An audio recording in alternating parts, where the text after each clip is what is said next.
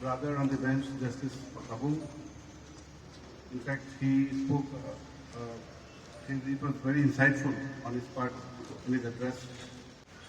We have the Member Secretary of the Arunachal Pradesh State Legal Services Authority, the Chairman of the District Legal Service Authority, the Secretary. We have the SP whom we have just met, Mr. Lamba, who comes from Haryana, perhaps his first posting in Arunachal. And we have Madam ADC, we have the Jail Superintendent, the police personnel including the OC, the members of the bar, including the LADCs and LACs, the court staff, the PLBs, and most importantly, the inmates for whom this clinic has been organized today. Good morning to all of you and namaskar. It is indeed a matter of great joy and satisfaction to be present today at the sub-jail Pasighat for implementation of the prison legal aid clinic along with a legal awareness program organized by the State Legal Services Authority under the aegis of NALSA. The state of Arunachal Pradesh is known for its deep traditions, strong community bonds, and respect for harmony. At the same time, its geographical remoteness, limited access to institutions, and linguistic diversity often creates barriers to timely legal assistance, especially for those who come into contact with the criminal justice system. In such a context, access to justice becomes not merely a constitutional obligation, but a practical necessity. When a person from a remote village finds himself in custody, distance, both physical and informational, can turn into prolonged incarceration. The inauguration of today's clinic, therefore, has a great significance that goes far beyond this complex. Access to justice lies in the heart of our Constitution. Articles 14, Article 21 do not make a distinction between a free citizen and one who is in custody. The moment an individual is deprived of liberty, the responsibility of the state to protect his rights becomes even more pronounced. I add one line, protection in the sense that due information should be given to such an inmate of his rights.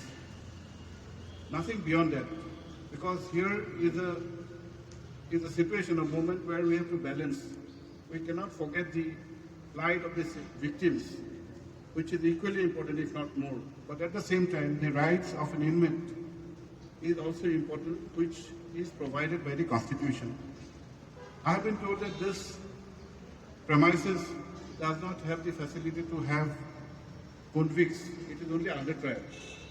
So in that context, their position as of today are deemed to be innocent. So from that perspective, the responsibility cast upon us is even more to make them aware of their rights, to make access to justice a reality so that they can have all the facilities to approach the court of law in a timely manner so that the rights they have are turned into a reality. It is a different matter of how the court will take up their case. But their access to the court, whether we have done enough to make it a timely access, whether we have done enough to inform them of all the rights which they have as a citizen. These are the points where we need to really delve into, and for those purposes, clinics of this nature are conducted. This clinic that we are inaugurating today stands as a reaffirmation that justice must reach everyone, especially those who are voiceless, marginalized, or unaware of their rights. Now, under the Legal Services Authority, Section 12 gives certain categories who are the beneficiaries of legal aid. we need to, the actual beneficiary may not be aware what is the Legal Services Authority Act, what is Section 12. They may not be aware because of lack of information, their standard, where they are staying, their position in the society. So in that position, in that context, our role becomes very important to make them aware. A significant number of inmates in the state are undertailed prisoners. Many remain in custody mainly for three reasons. They are unaware of the bail provisions. They do not know their entitlement for free legal aid. This is most important. And they lack guidance on procedural safeguards. So under the aegis of the State Legal Services Authority and the District Legal Service Authority, we have to ensure that legal aid is actually granted to them. Not only the information, all other facilities which they are entitled to in law are made available. In districts like East Siang, where socio-economic realities and limited legal exposure intersect, this kind of clinic becomes an essential instrument of justice. They help to ensure timely filing of bail applications, assistance in remission and parole cases, effective communication between the prisoners and the Legal Services Authority. See, NALSA has been emphasizing on early access to justice at the pre-arrest stage, arrest stage, and remand stages. In particularly, and this initiative is particularly relevant in states like Arunachal Pradesh, where early legal intervention can prevent unnecessary custodial detention. Schemes such as support to poor prisoners, legal aid through the e-prison portal, structured prison legal aid mechanisms are all designed to ensure that liberty is not lost merely because of lack of awareness of or legal support. I must particularly acknowledge the progressive vision of NALSA, which has expanded the legal aid beyond the courtroom and representation to legal aid, legal access to justice, especially at the pre-arrest stage, arrest stage, and remand stage. I am pleased to note that today's program will familiarize the inmates with important NALSA initiatives like Jagriti, the Asha, the Dawn, Sambad, and all others which would be part in the technical session. We'll also inform about the NALSA helpline and the Legal Services mobile app, which are also part of the technical session.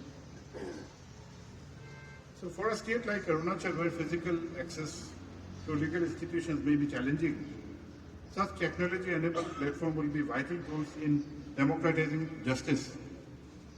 I would like to speak a few words on the responsibility of the paralegal volunteers. I'm sure there are certain paralegal volunteers here. The paralegal volunteers, including the convict PLVs, I am told that in the jail there are no convict PLVs. There is a concept that certain convicts are also made paralegal volunteers. They are imparted the information so that they also act as an instrument for dispensation of justice. This paralegal volunteers will play a crucial role in the functioning of this clinic.